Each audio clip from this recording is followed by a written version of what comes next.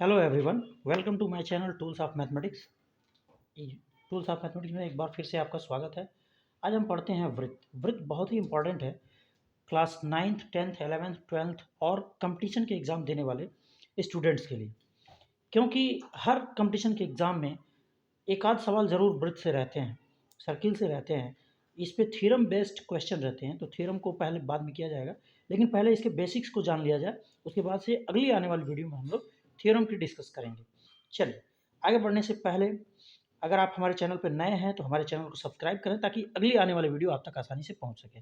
देखिए, वृत्त होता क्या है। वृत्त की डिफिनीशन जो होती है, एक्चुअल में एक निश्चित बिंदु लेते हैं और इससे बराबर डिस्टेंस पे बिंदुओं का बिंदुपथ, इसको मिला दिया जाए तो बिंदुपथ कहलाएगा, तो वही वृत्त कहलाता है। तो इसकी डिफिनीशन क्या होगी?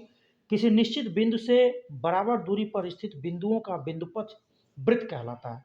तो ये हो गया वृत्त। और इसका ये जो वृत्त दिख रहा है आपको, इसकी ये चारों तरफ की इसकी परिमाप जो होती है वो परिधि कहलाती है। तो ये परिधि है, इसको हम जहाँ ज़रूरत होगी उसके हिसाब से इस्तेमाल करें। अब इसके कुछ एलिमेंट्स होते हैं, कुछ अवयव होते हैं, उनको हम बारी बारी से देखते हैं, जिनका हम आगे अगली थ्योरम में या कभी भी इस्तेमाल किया जाएगा, प्रयोग किया जाए। जैसे पहला है त्रिज्या। त्रिज्या क्या होती है? तो जो निश्चित बिंदु है इस वृत्त में, उसको हम केंद्र कहते हैं। तो इस निश्चित बिंदु यानी केंद्र से परिधि के किसी बिंदु की से इसकी जो डिस्टेंस होती है, वही डिस्टेंस इसकी रेडियस कहलाती है। इसका डेफिनेशन क्या होगा? वृत्त के केंद्र से परिधि तक की दूरी को वृत्त की त्रिज्या कहते हैं। यानी कि इस वृत्त से परिधि के किसी भी पॉइंट तक, यहाँ से यहाँ तक की जो डिस्टेंस है, अगर इसको पी ले लें और ये सी, तो ये सी पी डिस्टेंस जो है इसकी त्रिज्या कहलाएगी। तो यहाँ पे हम लिख सकते हैं सी पी क्या है? तो ये त्रिज्या है। ठीक है, चलिए आगे बढ़ते हैं। इसके बाद से एक और आती है जीवा। तो जीवा क्या होती है?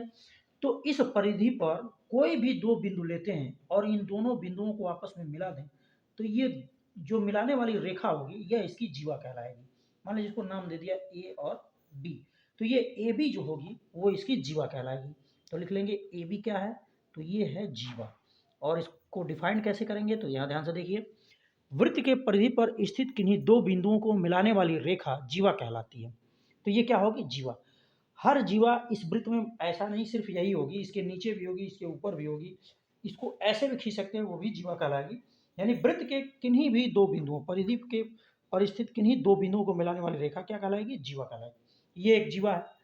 अब ये जो जीवा है इस वृत्त को दो भागों में बांट रहा है। एक ऊपर का बड़ा वाला भाग दिख रहा होगा, एक नीचे का भाग दिख रहा है। बड़ा वाला भाग जो होता है वो बड़ा वृत्त, ये दोनों भाग जो होते हैं वो वृत्तखंड कहलाते हैं। तो वृत्तखंड की डिफिनेशन क्या होगी?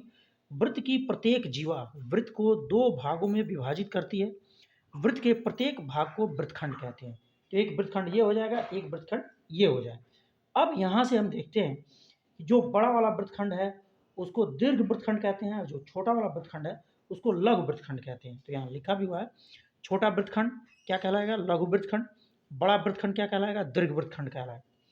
अब यदि इसी जीवा को यदि हम नीचे बनाएं, मान लीजिए कि ऐसे ऐसे खींच दें, तो ये वाली जीवा की लंबाई इससे छोटी होगी, और नीचे खींचे तो ये भी इससे छोटी होगी। यानी कि नीचे जीवा हम बनाते हैं तो उनकी लंबाई जो होती है वो घटती जाती है। इसी को यदि ऊपर बनाए, इसकी लंबाई जो होगी वो बढ़ती जाएगी, ऐसे बढ़ती जा रही है। तो ये सब के सब इसकी जीवाएं हैं। एक जीवा ऐसी मिलेगी, बढ़ती जाएगी, एक जीवा ऐसी मिलेगी जो इसके केंद्र से होकर जाएगी, ये जीवा है।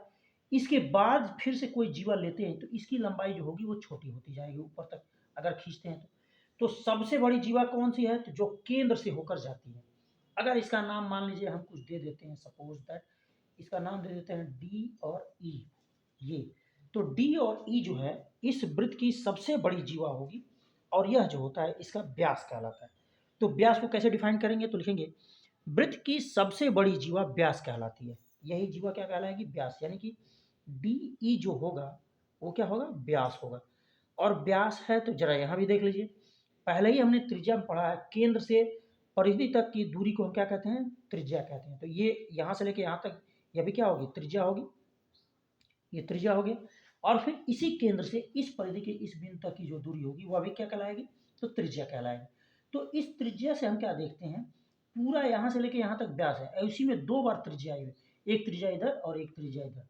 तो इससे हम ये देखते हैं कि व्यास जो होता है वो त्रिज्या की दो गुने के बराबर होता है। तो लिखा गया है व्यास इज इक्वल टू दो गुणे त्रिज्या।